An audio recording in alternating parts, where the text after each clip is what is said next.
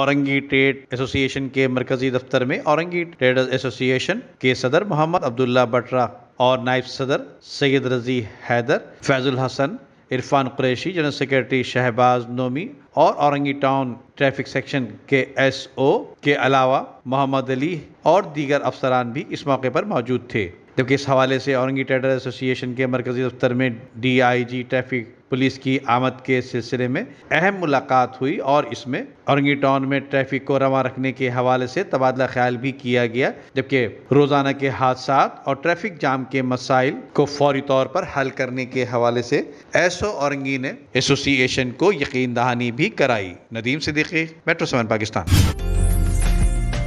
عمدہ میں پکائیں اور جی بھر کے کھائیں۔